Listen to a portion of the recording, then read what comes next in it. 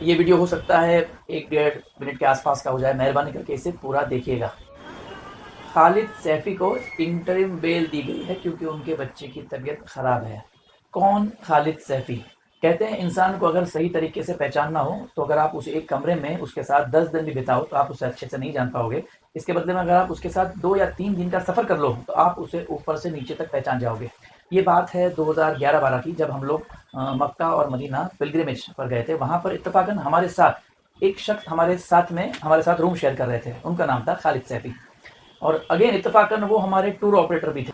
एक दिन हुआ ये कि खालिद सैफी और हम कमरे में बैठे हुए थे, तो वहाँ पर से एक बाहर से एक लेडीज़ आई।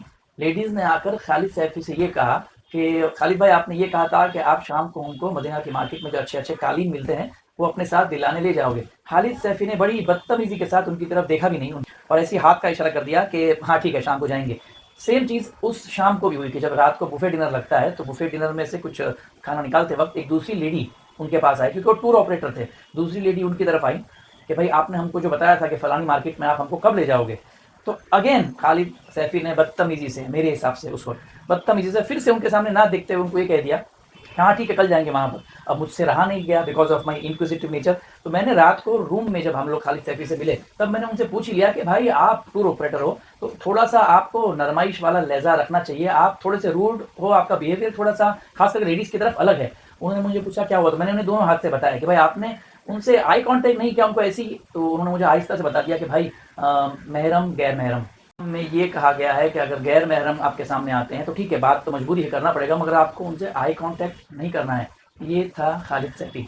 दूसरे ही दिन से मैं उनको ऑब्जर्व करने लगा। अगले दिन मुझे एक बात बताते हैं, वो कुछ बात पर से बात निकली तो खालिद खालिद सैफी कहते हैं कि मैं अपनी बीवी को हर महीने 1000-2000 रुपए देता हूँ खास ब्यूटी पार्लर जाने के लिए। मैंने कहा यार ये तो फिजूल खर्ची है, हर महीने 1000-2000 बीवी को ब्यूटी पार्लर।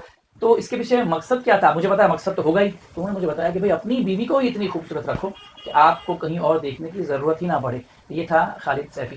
टूर के आखिरी दिनों में डॉक्टर यूनिस, मुझे अब तक उनका नाम याद है आज 13 साल के बाद भी, डॉक्टर यूनुस से खालिद भाई का कुछ प्रॉब्लम हो गया था और उसके हिसाब से खालिद भाई की वजह से उसे कुछ 50-100 रियाल का नुकसान हो गया था। हालांकि वो गलत थे, डॉक्टर यूनुस गलत थे, मुझे अभी भी याद है।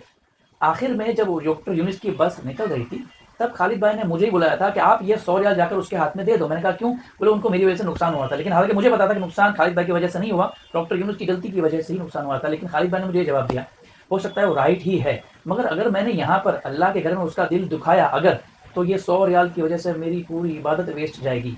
ये था खालिद सैफी।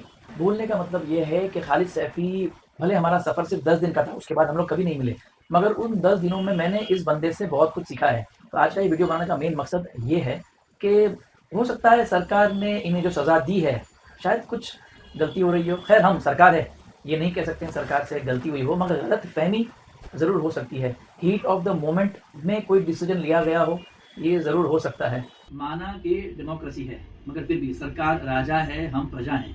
जिस तरह से सरकार को दंड देने का अधिकार है, उसी तरीके से सरकार को माफ करने का भी, रादर माफ नहीं, रिकंसिडर करने का भी अधिकार है। तो हम चाहते हैं इस केस में सरकार रिकंसिडर करे।